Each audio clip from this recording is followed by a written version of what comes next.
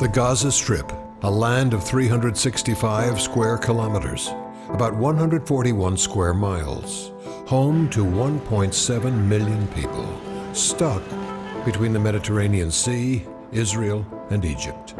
Often described as the most crowded place on earth, a place of suffering and starvation. Gaza is still the home of quite a few millionaires, while others, described as refugees, live off United Nations charity. These images, filmed in January 2015, are indeed very different from the usual story, based on the fact that for TV watchers, misery is always a more interesting story than reality. Supermarkets full of goods, luxury cars and houses, malls, are the other side of a coin which always falls on the same side, in order to present a certain negative narrative. Yet it would be a lack of consideration and humanity, nor to say an insult to the suffering of Palestinians living in Gaza, to understate what they have been enduring the last decade.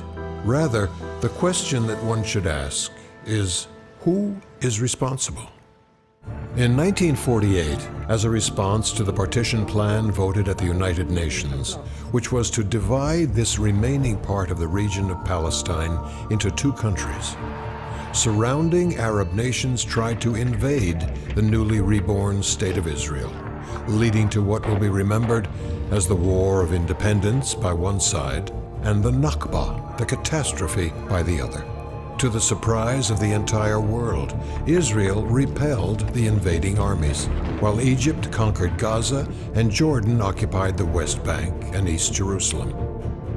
2 decades later, in the aftermath of the 1967 conflict, also known as the 6 Days War, the two areas and the whole Sinai Peninsula were conquered by Israel. Israel, which had till then been defined as an occupier within its own border by the PLO and other terror organizations, became de facto an occupier after Arab countries rejected its proposal to return those territories in exchange for a lasting peace. If you present the occupation as the cause, then Palestinian actions can be excused. So even if you have a terror attack in Israel, the reader is led to believe that were there no occupation, there would have been no terror attack. Thus, indirectly, the terror attack is actually Israel's fault because of its policies. In 2005, Ariel Sharon's government ordered the unilateral withdrawal from Gush Katif, the Jewish settlements within the Gaza Strip, with a population of over 9,000 people, and the destruction of the settlement buildings. The move brought a new hope to the region. Was it the beginning of a peace era? Was Gaza free from its Jews, in other words, free from occupation, going to become a new Singapore? A model for future cooperation between two cultures, two religions, two nations?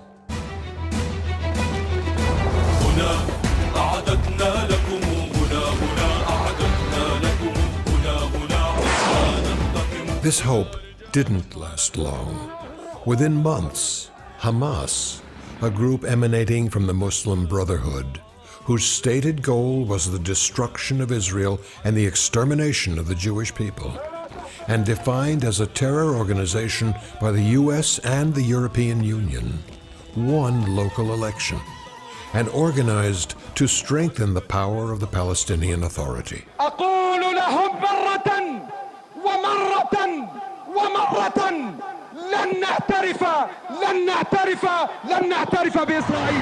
Immediately after its victory, Hamas conducted a purge. Hundreds died. Many more were sent to prison. Within hours, the terror organization was ruling Gaza. أنا انتقلت من غزة لرام الله عشان حسبة الانقلاب اللي صار في غزة على السلطة الوطنية. هناك صار الانقلاب على السلطة في غزة وتم من حماس. عجبت على الناس هناك، قطعت اجريهم، وفي الجار اخذوه قطعوا له ايديه وقطعوا له اجريه، وكانوا يرموا الناس من فوق الاسطوح، كان عجبوا كثير. ما دام ما في حدا يردها، ايه نعم رايحه تضل في الاستمرار والقتل والتقطيع الايادي، نعم صحيح. حماس كل واحد بينتمي إلى حزب غيرها يسحبوه إلى السجون ويعذبونه ويجرجروهم في السيارات ويقتلون كل يوم، يعذبون كل شخص. فمشان هيك الأهالي بيشردوا قاعدين قديش غرقوا في البحور وفي مصر. When Hamas took over in the military coup in June 2007, the military coup lasted 3 days. I don't know how many examples you have in the world that the military coup is taking only 3 days. In Gaza Strip, it was well understood that there's only one chair, and the question is who is going to sit on this chair? Either Fatah, as it was up until June 2007, or Hamas. I was not surprised that Hamas took over because neither under Yasser Arafat nor under Mahmoud Abbas, none of them fought against Hamas in Gaza Strip. لن أخفي سراً حينما أتحدث أن هناك كنا خصوماً ما قبل الحرب مع حركة حماس في قطاع غزة. عندما نتحدث عن هذا الموضوع نكون دقيقين، فهناك من أعدم من العملاء في أرض الميدان، وهناك من قتل ظلماً، وهناك من أطلق النار على أطرافه أيضاً ظلماً من مجموعات كانت ملثمة وكانت محسوبة على حركة حماس. I remember Hamas even before it became under the name Hamas. It started under the name Mujamma Islami, a group headed by Sheikh Yassin. Started it almost in 1982. As a reason because of the Israeli-Egyptian agreement, peace treaty, and it started to be, for them, dangerous situation that might be an autonomy and a competition between the Palestinian two organizations. The objective of Hamas is to liberate their land from the Israelis. ستبقى المقاومة قائمة إلى أن تتمكن من تحقيق أهدافها وتطلعات شعبها بإذن الله عز وجل، ونعتقد أن الاحتلال إلى زوال. Now, by their land, they don't mean the Gaza Strip. They mean the whole of Israel, the Gaza Strip, the West Bank. They mean the whole territory. Their objective is to remove Israel from that, the Israelis from that. Their charter requires them to do that. When they suspected someone from within Hamas ranks to be a collaborator with Israel, just suspicious. Never mind if they didn't need facts. It's not a tribunal. His death was inevitable. When they lost two of their arch-terrorists in Rafah, they just picked up from the street 3 people because they had to show the people that they are running and ruling the area. And they killed them in the street with no trial, blaming them for supplying Israel with the information. Soon after consolidating their power, one of Hamas's first moves was to defy Israel by firing hundreds and then thousands of rockets into the Jewish state, while complaining of still being occupied. That led to the first conflict between Israel and Hamas in 2009, and a second, more deadly one in 2012. Yet while the situation remained explosive, it was Hamas's abduction and murder of 3 Israeli teenagers in the West Bank, which started the 2014 summer war. More than 2,000 people were to perish in what Israel called Operation Protective Edge. بسم الله الرحمن الرحيم. أعتقد أن الاحتلال الإسرائيلي ليس بحاجة إلى خلق مبررات وذرائع لارتكاب جرائم وشن حروب ضد شعبنا الفلسطيني. لم يكن هناك ثمة مبرر إلا أسباب، وهي مقاومة مشروعة كفلتها القوانين والشرائع الدولية. هذه الحرب التي كانت على قطاع غزة لأن أبناء الشعب الفلسطيني في قطاع غزة وأبناء فصائل المقاومة وتحديدا كتائب شهداء الأقصى حاولوا الدفاع عن الانتهاكات الصهيونية التي قامت. شوف، الحرب دائما بحاجة إلى طرفين. هناك طرف أول مسؤول وهناك طرف ثاني ينجر ويصبح بالنهاية أيضا مسؤول على النحو الذي تفعله إسرائيل. ولكن هناك تواطؤ بالتأكيد يعني دولي مع ما تقوم به إسرائيل. وفي الحقيقة كيف بدأت إسرائيل العدوان بذريعة اختطاف 3 مستوطنين في الضفة الغربية. يعني واضح أن المسؤول الفعلي خلال فترة الحرب هو حركة حماس. إسرائيل قامت بالاعتداء على نفق كان يتواجد به 7 من عناصر حركة حماس استشهدوا على الفور. كانت حركة حماس في اليوم الثاني تؤبنهم، وكان هناك ضغط داخلي للرد. انجرت حركة حماس فأطلقت ما يعادل 100 صاروخ في الساعة الواحدة. كان هذا إعلان حرب بالنسبة لإسرائيل. كتائب شهداء الأقصى فلسطين لواء الشهيد نضال العمودي كانت أحد الأذرع وأحد الفصائل المقاتلة التي لقنت العدو درسا تلو الدرس في هذه المعركة. فكان لنا شرف مقتل أول ضابط أمن في معبر كرم أبو سالم بعد أن تم استهداف المعبر كرم أبو سالم من قبل مقاتلين وتحديدا منطقة إسناد كرم أبو سالم. وبالتالي حركة حماس إنه لم تقرأ بدقة ما هو أمامها وما هو عدوها ونوعية عدوها، ولم تسارع باستقبال بالتقاط المبادرة المصرية ووفرت فرصة. كان بدا كأنه حركة حماس وحدها تقود المعركة، وهذا ما لاحظناه.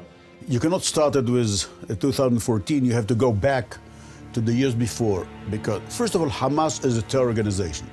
Without terror activities, this fish or shark is going to die. طبعا هذا الحزام تقريبا 5 كيلو جرام. طبعا هذا يحتوي على مواد شديدة الانفجار، وطبعا به عدد من المسامير ومن الشظايا الصغيرة التي تحاول أن توقع أكبر عدد من القتلى. So from time to time they need to carry out terror activities, mainly if you are supported, sponsored, backed, guided by the state of terror #1 in the world, Iran. The Hamas trying in Gaza to implement the Iranian agenda in terms to disturb not only the security of Israel, but the security of the whole region here.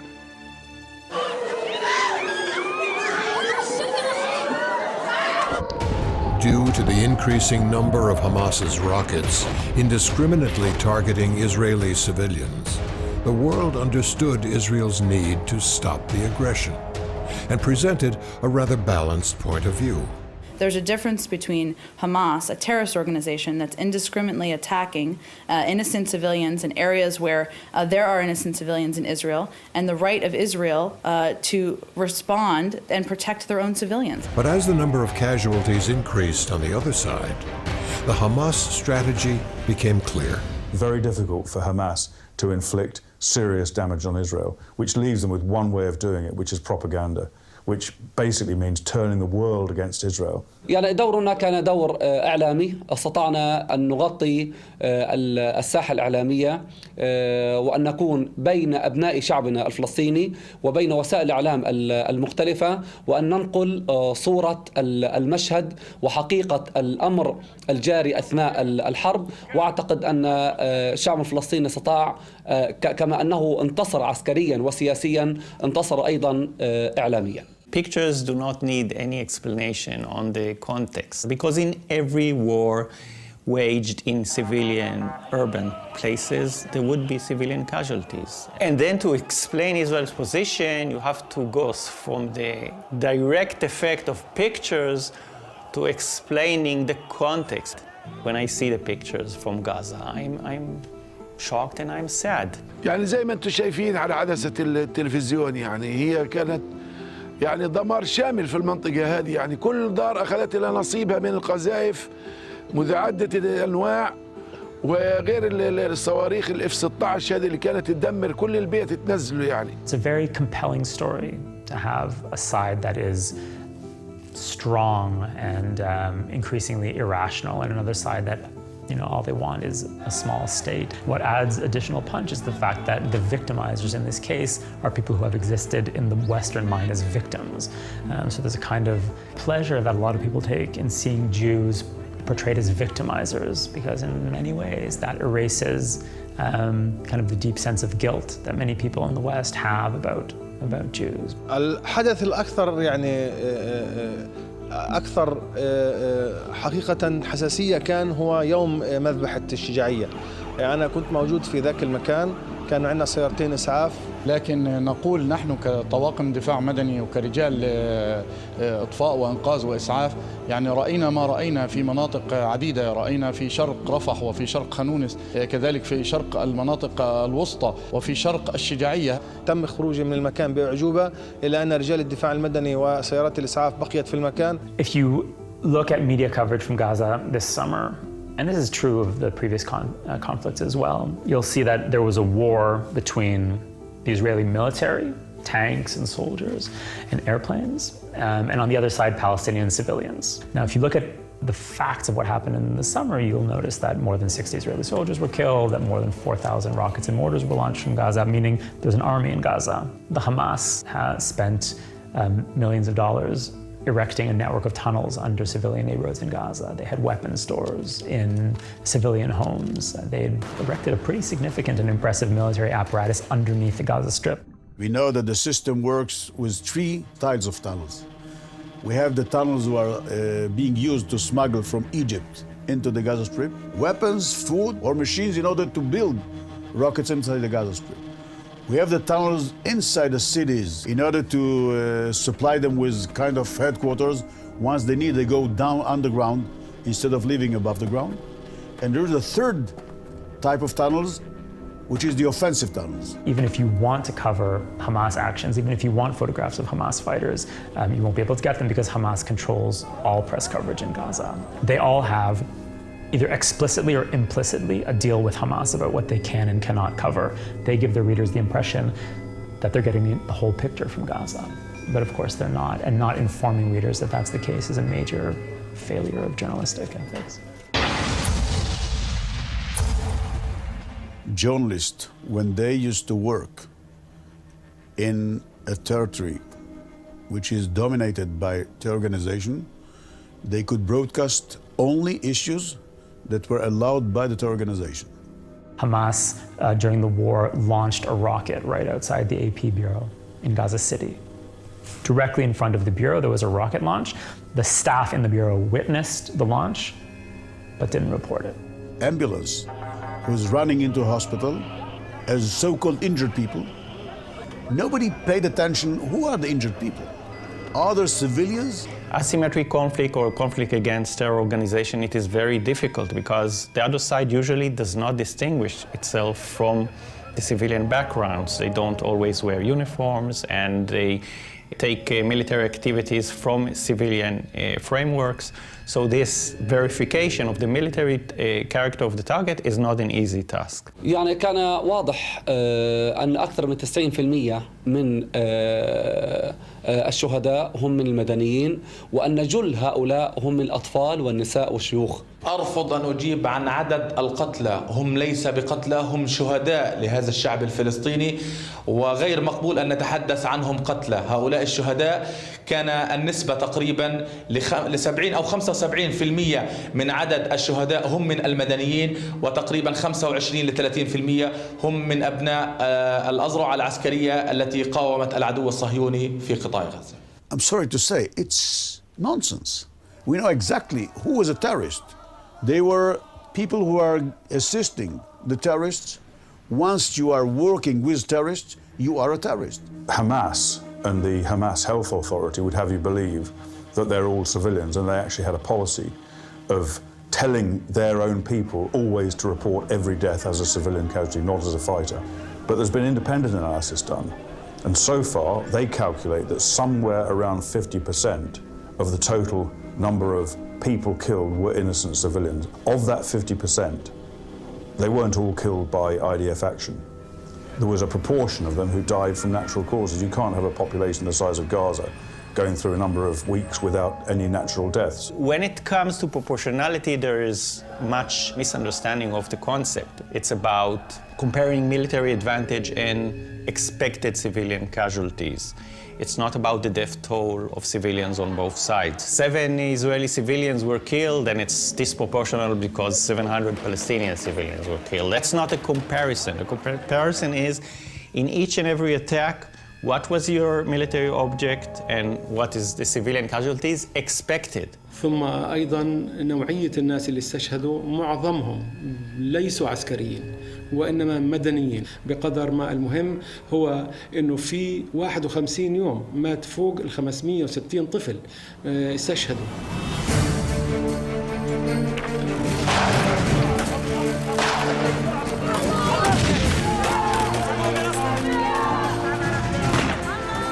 It is difficult to argue with these figures, since the definition of what is a child is very different in many places around the world. And children are being trained to kill by Hamas and used as propaganda tools. For instance, among those 560 children declared killed by the IDF, a large majority of them being boys, 20% of them were above the age of 15. A number of them were 17 and older. One has to remember that Hamas fighters don't wear uniforms. Drafting children under 15 is a war crime. People over 15, even if you and I can look at them as children, it's not even a war crime to have them fighting.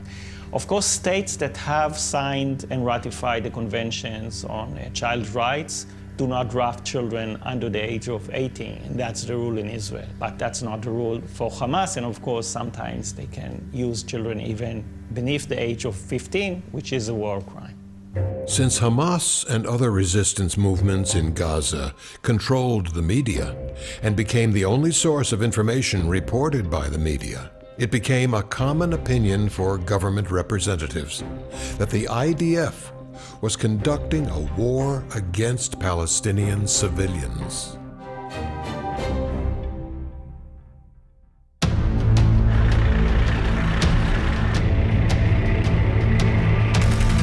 I went up north to visit my family.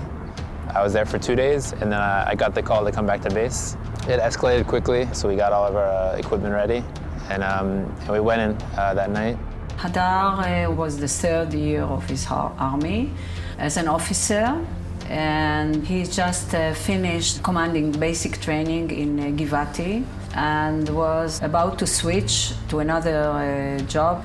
Tzal was very busy with looking for the 3 boys in the West Bank. And as a direct consequence, after the Hamas started shooting missiles to Israel, Israel and Tzal specifically prepared to this war. And Hadar, as part of his regiment, allocated to the south of Israel, so it was clear.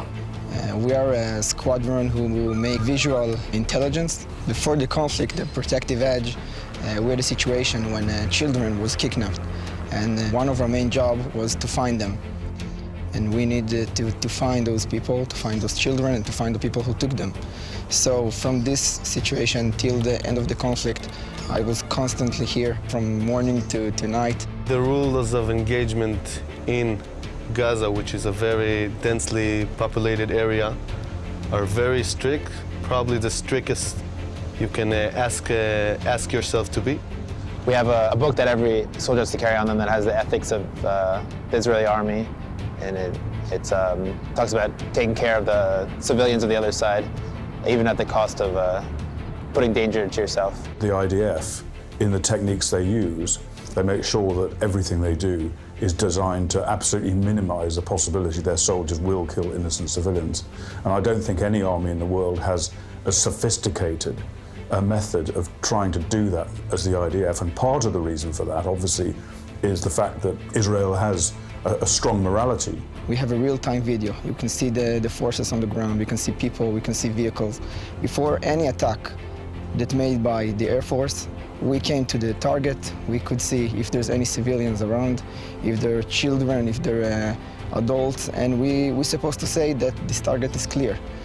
No bomb was launched before we said that the target is clear. A lot of strikes are happening like this. You come to the place where you need to release the bombs, and until the last second you release the bombs, you can still have an order to abort the mission, because by intelligence and by drones and by video, they realize that a civilian is even approaching the house, or there's a car on the road and they don't know who they are. So in the conflict, at least 6-7 times I was in a situation where very close to the point where you have to drop the bombs, I was aborted because the target wasn't clean. There was a ship that was trying to cross the border towards Israel. We already had all of the permissions and stuff to stop them. And the only thing we could do to stop them was to shoot their mortar to stop the boat. There were 3 people on the boat. One of them was a kid. So immediately when we started to come and sail towards them, he jumped on the engine and hugged it that we couldn't do anything. And we didn't. And I remember that was one of the bombing in my own city. I get a phone call from my mother. She's saying, oh, everything okay? And I can hear my sister in the background, and she's nervous. And I understand, she's just a kid. And she tells me, keep doing what you're doing. You're doing it great. And she doesn't even know that my main job was to protect Palestinian civilians, more to protect my own family. If they do believe that there are civilians there in that target area, they will then warn them to leave, and that can be done by a number of means, dropping leaflets, by giving radio broadcasts, sending text messages, making phone calls to the houses, speaking in Arabic. طبعا هذه ديدنة العدو في كل حروبه، عندما كان يبعث رسائل للمواطنين بإخلاء البيوت حتى يتفرغ للمقاومة، حتى يتفرغ للمكان، حتى يقصف براحته وبشكل ليس بالحرب الأولى التي تكون بهذه الطريقة. لا شك أن إسرائيل بدأت في البداية فعلا تعطي نوع من التحذيرات خصوصا قبل ضرب أي منزل. إنه يحذروا منطقة بأكملها بالخروج من بيوتها وترك ما يملكون في داخل البيوت. فلما رجعت الناس لقت كل الدمار، يعني كل الدمار في كل البيوت. One thing that the IDF do, they've developed a specific harmless munition which they can drop onto a building and then cause an explosion which warns people to leave but doesn't actually kill anybody or do any serious damage. كان الساعة 5 الصبح نهارا. إسرائيل ضربت صواريخ صغيرة تحذيرية علينا فوق بالسطوح، وضربت كمان صاروخين تحذيري في بيت الدرج. طيب ليش ما شردتوش؟ احنا كنا مفكرين انه هذا ضرب مدفعية او عشوائي، بس هو طلع صواريخ تحذيري. كان في منه. كانوا يحذروا الناس، يقولوا اطلع من الدار، بدنا نقصف الدار. بيقصف الدار صاروخ صغير، بعدها ب5 دقائق بيقصفوها كبيرة وبنزلوا. طواقم الدفاع المدني في ليلة كانت ليلة ساخنة في قطاع غزة. اتصل علينا الأهالي من منطقة الشجاعية بضرورة حضور طواقم الدفاع المدني لعمليات إخلاء المواطنين المصابين من المكان. تم التواصل مع الصليب الأحمر، وهي الجهة الرسمية التي يعني نتواصل معها بضرورة التنسيق في المناطق المتاخمة والمناطق الحدودية. الصليب الأحمر يعني حسب ما يأتي إليه من تعليمات تأخر هذا التنسيق. جمعت القوة بالكامل في موقع الدفاع المدني، وقلت لهم الحكاية من البداية أنه لا يوجد تنسيق في هذه المنطقة الحدودية. من أراد أن يخرج على عاتقه الشخصي ويضع روحه على كفه ويتوجه إلى منطقة الشجاعية، فلم أجد شخص واحد يتوانى عن هذه المهمة. لم أجد شخص يبقى في الموقع حتى يحرس تنهار من هذه الصواريخ التحذيرية. لذلك كنا نتوجه إلى المكان ونجد ونرى بأم أعيننا هذه الصواريخ التحذيرية. لذلك كنا نقول ونحذر المواطنين أنها هذه ليست صواريخ تحذيرية، بل إنها صواريخ قاتلة كانت تؤدي على الممتلكات وأيضا على الأرواح. While hundreds of thousands of casualties are counted in neighboring Syria, against a background of general indifference, some 2,000 casualties after 51 days of war in such a highly dense area could not be regarded as a genocide, as Hamas propaganda would want to make us believe. Yet every civilian death is a tragedy that should be avoided at any price. And since the IDF seems to have taken all possible precautions in conducting this fight against Hamas, the question remains, who was responsible? If you're fighting in a built-up area, fighting in a civilian population, it's impossible to avoid casualties. It's impossible to avoid mistakes. Technology goes wrong. Weapon systems, missiles, even hugely expensive, sophisticated missiles sometimes go to the wrong place. Explosives often are unpredictable. People get confused in the heat of battle with the noise, the shouting, their comrades maybe getting killed beside them, lots of different people moving around, the smoke, the fear. That confuses people and it causes people to make mistakes. It's not reasonable to assume that Hamas shoots thousands of rockets, which are very inaccurate. Some of them we know landed in the Gaza Strip. من يعمل يخطئ. ربما تكون هناك صواريخ انفجرت على المنصات. الله أكبر!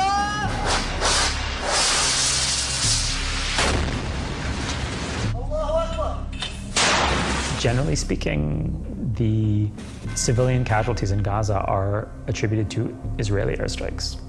So it's not Hamas's fault for putting rockets in the basement, and it's not Hamas's fault for basing its military strategy on hiding behind civilians. You go into a house and it's in one room there'll be an AK-47, the next room will be a children's bed, and the next room will be a pile of grenades next to like maybe a crib or it's all there's no clear lines when you go in. It's a family's house and it's also where they fight out of. He had a rocket launcher.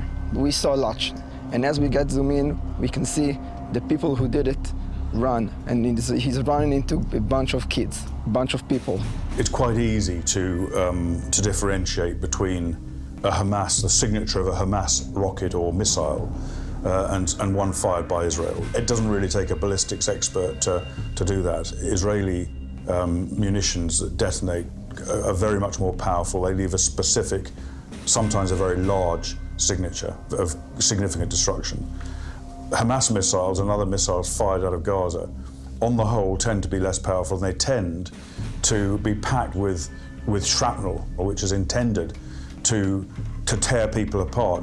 We can see here an example of this is a Hamas rocket that would have hit a building within Israel. You can see the very clear signature of that rocket. These two pictures show, first of all, a school in Gaza that was hit by a Hamas rocket, and then we've got another location in Gaza that was hit by a Hamas rocket as well. You can see from those two pictures that the signature is pretty much the same.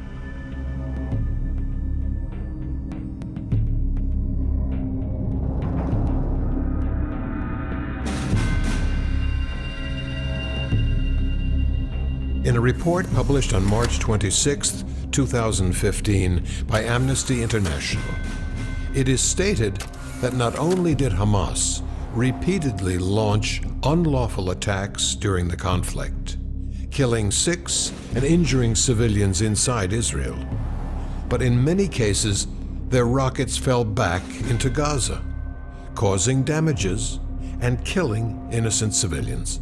The report specifically points out that the 13 civilians who were killed on July 28th in the Shati refugee camp were likely killed by a Palestinian rocket misfiring. Israel is using its own rockets and missiles to protect their people.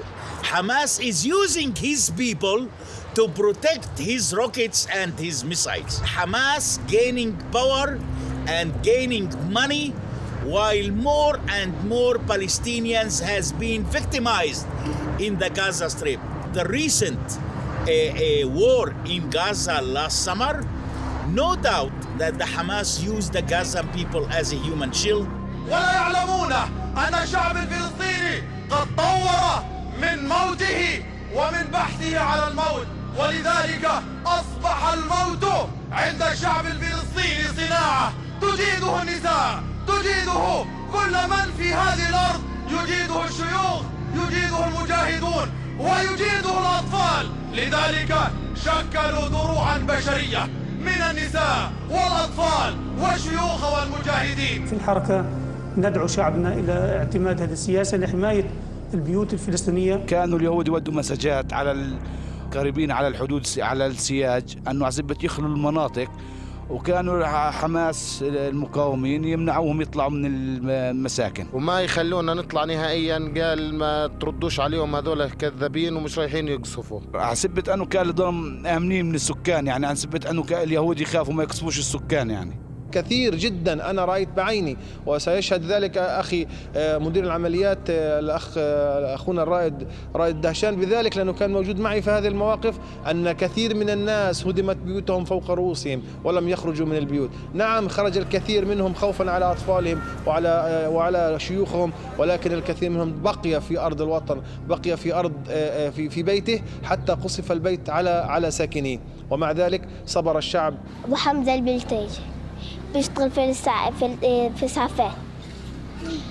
إجا يوم الحرب وأخدنا عند دار خالتي، قالنا تعالي بس اطلعوا. إجا كل إسعافات هنا حملونا وضلوا للساعة في كتير فاستشهدوا. بعدين دار خالتي ضلوا. ليش ضلوا مش عارفين، قال خلينا مش حرب هيك. فهيك ضلوا. بعدين ضلوا يتصل على كل العالم، قال طلعوا نصهم ضلوا نص. واليهود تتصل اطلع ما رضوش. I saw with my own eyes how people get fired, rocket get fired from an hospital, and near children and near grown-up people. The most of the casualties around this conflict was just because Hamas chose to put the Palestinian civilians on the fire line. That's why they hiding in cities, neighborhoods, refugee camps, knowing that it's very complicated for Israel to hit those terrorists once they're hiding amongst so many people, civilians. The Israeli army has repeatedly accused Palestinian militants of shooting from within densely populated civilian areas, and that is precisely the type of setup we have right here. This map, published by the UN, shows sites in Gaza which were hit and damaged during Operation Protective Edge. The red dots represent damaged areas. But let us see behind this point.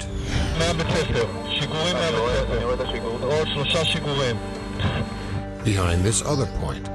המקום הזה, שזה המכללה החקלאית, אנחנו מצאנו פה 3 קני שיגור של טילי גראד שמגיעים לטווח בינוני. What happened behind this one? What is the story behind this?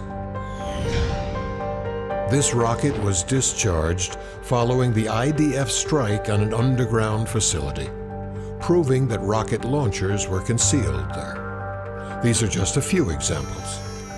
Here is a map of Shujaiya, a neighborhood of Gaza City. From these points, rockets were fired at Israel. Behind these points, terrorists were hiding. These are the tunnels that terrorists dug underground. These were military positions. This shows how Hamas turned Shujaiya into a military fortress. But Shujaiya is just one example of the fact that the Gaza Strip was a web of terror activities. It still is today. أنا بحس لما بشوف إسماعيل هنية يعني بالذات لأنه عايش كان معنا في غزة، وأشوفه قاعد ومتربع وشغلات زي هيك، بقول يعني ليش يعني إحنا الله كاتب علينا التعاسي وهم لا؟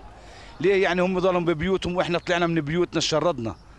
هذا العدوان بدأ وكانت حركة حماس مكشوفة ماليا، يعني لا يوجد معها ما يغطي حاجة الناس، وبالتالي هي رأت في بعض المساعدات الآتية من الخارج أنه يمكن أن تغطي هذا النقص لتظهر باعتبارها هي مسؤولة وراعية حقيقية. لهذا حدث بعض المشاحنات، أنه لم تقبل حركة حماس بأن تقوم مؤسسات توزع دون الشراكة معها حتى تغطي العجز المالي الذي تمر به، وتبدو كأنها كما الحمل ثقيل جدا جدا، وشيء من العدالة مطلوب يعني في توزيع المواد الإغاثية على الناس.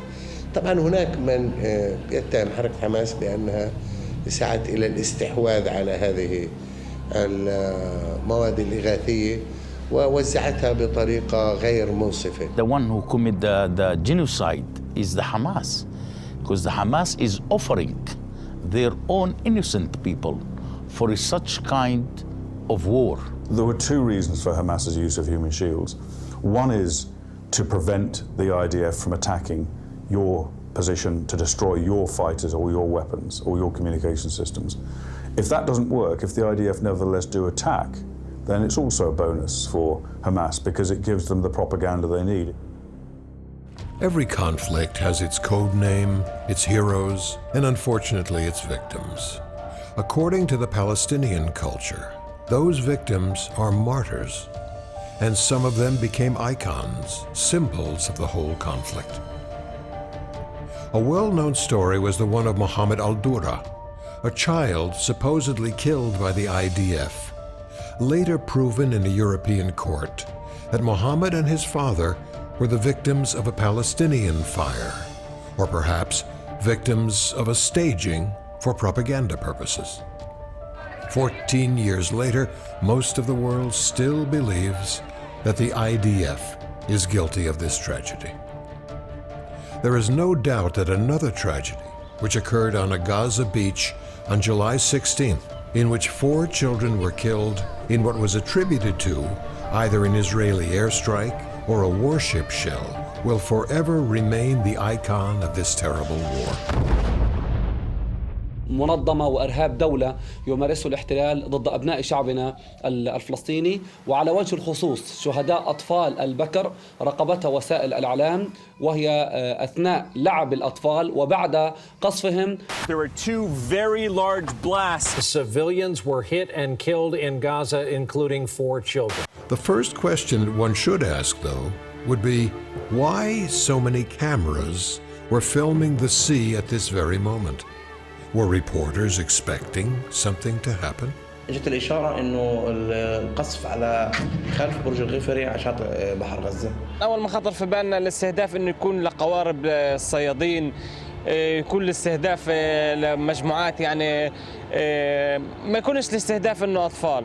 الكونتينر بيرجع واللي هنا الله العليم زنانه، لانه الصوت هذا في زي في صوت زي هيك، فاهم علي؟ زي تنفيسه. هم استشهد واحد في الكونتينر، استشهد 3 وانا بحكي معهم، في واحد 2 منهم تصاوبوا. فلما توجهنا لشاطئ البحر عند الميناء فوجدنا شيء مفزع، وجدنا شيء مش طبيعي. يعني أنا أتذكر أنه عندما وصل الخبر إلى عائلة بكر هرع أغلب يعني عائلة بكر إلى هنا للاستقبال والطوارئ، ويعني الجميع في هستيريا وفي صراخ وفي ذهول وفي صدمة. إسماعيل بقى يعني قبل الحرب بقى يروح على المدرسة وينزل أولاده أخواته يعملوا شاي قهوة مثل الصيادين، يساعد إخواته، بعد ما بيساعدهم يزهق من عند إخواته، يجي يلعبوا يلموا أولاد عمه 10-12 واحد، ويجوا كل يوم بالمكان هذا اللي إحنا قاعدين فيه بيلعبوا كورة وشريطة وبتغسلوا بالبحر. يعني عندهم كمالها، هذا المكان كمالها عندهم. هي المكان اللي موجود في منطقتنا كاملة إنه فاضية فيش فيها حدا، ومكان واسع للعب الأطفال. أخذوه مني. بتشتغلوا حاجة؟ بشتغلوا كتير، كل لحظة بشتغلوا، كل يوم باجي في المكان اللي استشهد فيه بستنى أشلاقه تطلع من البحر. كان الناس خايفين يصلوا شاطئ بحر غزة، إنه بصفة إنه في كان زورق مقابل الشط، فالناس خايفة تروح، الناس المدنيين خوف إنه يضربوا قذيفة مرة ثانية. Despite the level of technology it uses to protect civilians, it is indeed possible that the IDF made a tragic mistake. But in the United States, an independent historian and military expert studied every image available on this case from a different perspective and came up with troubling conclusions.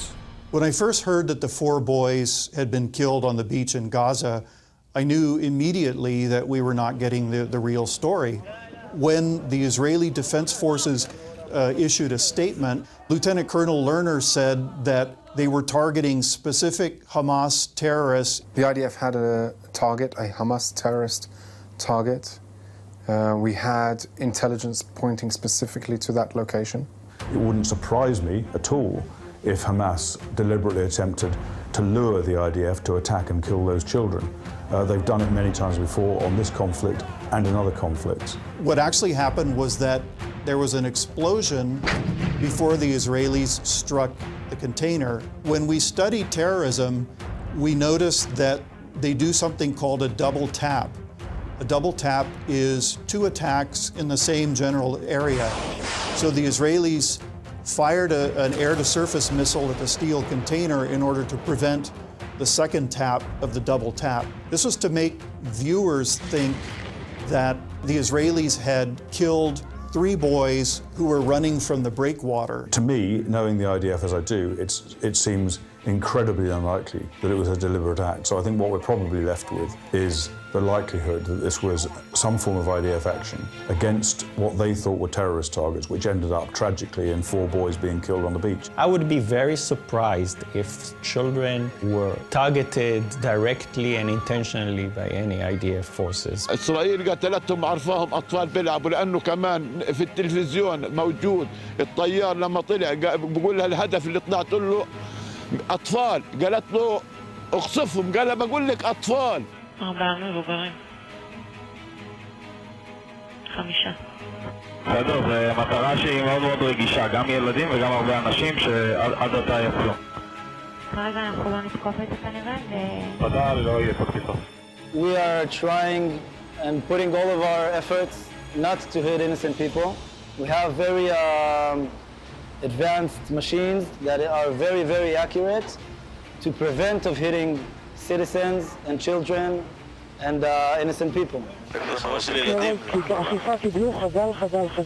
I believe that the bodies of the children were placed in the sand later because when the reporters first arrived at the breakwater, filmed the area where the bodies were later found, and there's no bodies in the sand. It's not possible that the reporters could have run past those 3 bodies and not seen them. The news industry here, which includes hundreds of news staffers, they've manufactured a simple story that resonates for people. And it's a simple story in which there's a victimizer and a victim. And the victimizer, the strong side, are the Jews, and the victim is the Palestinians. Anything that mars that narrative, anything that complicates the story is left out. The reality is that Hamas want their civilians to die. In some circumstances, they deliberately entice and lure the Israelis into a situation where they will kill their civilians. They deceive them. The main evidence that the IDF did not kill the 4 boys on the beach, there's 2 things. One, the boys were terribly, terribly mutilated, but their wounds didn't bleed. There's no bloody sand whatsoever. The photo of the explosion indicates a projectile hitting the sand and exploding upward. There's no evidence whatsoever of a projectile hitting the sand. There's no fragmentation damage and there's no crater. The second piece of evidence that the IDF didn't kill the boys is that it's very easy to tell the difference between Israeli munitions and terrorist munitions. The signature of terrorist munitions is always round holes because they fill their improvised explosive devices with ball bearings. There are some very clear, close photos of the bodies, and they all have round holes in them. And to me, that proves that they were brought down by Hamas IEDs and not Israeli munitions. The Military Advocate General has declared that this incident would be investigated by criminal investigation. Israel is under an incredible amount of pressure from the international community. Will he consider whether or not the favourable economic and political relationship with Israel and between Israel and the European Union should now be reconsidered in the light of the Israeli government's disproportionate response? It wouldn't surprise me if they took responsibility simply to make this issue go away, to say it was an accident, we didn't do it on purpose, we're sorry, we'll compensate the families. One of the few mistakes that Hamas was ultimately accused of during this conflict was to constantly either refuse or break ceasefires implemented under Egyptian sponsorship. Actually, breaking a ceasefire may be considered a war crime, but for Hamas, it is merely a tactic. Actually, Hamas take advantage of the ceasefire and planned an ambush. And what happened with Hadar's group, they were not allowed to shoot. About 8 in the morning, we got to a house that was booby-trapped. We waited outside, we didn't go into it. Another bomb went off, an explosion went off outside the house. And this is just when the ceasefire was starting. We stayed outside of the house that was booby-trapped. We were terribly worried. Of course, nightmares. All the calls, if we got ones, were during midnight. As we were walking, we saw another man to our right on the 2nd story of a building. He had his hands out above the ledge like this. He wasn't looking at us, he was kind of looking straight ahead. And a bunch of us saw him. We looked, we put our scopes, because we have kind of like a zoom, so we wanted to see what exactly he was doing. And he was unarmed, so we weren't going to harm him. It was during a ceasefire. So the company commander decided to go talk to him, see what he was doing in the area.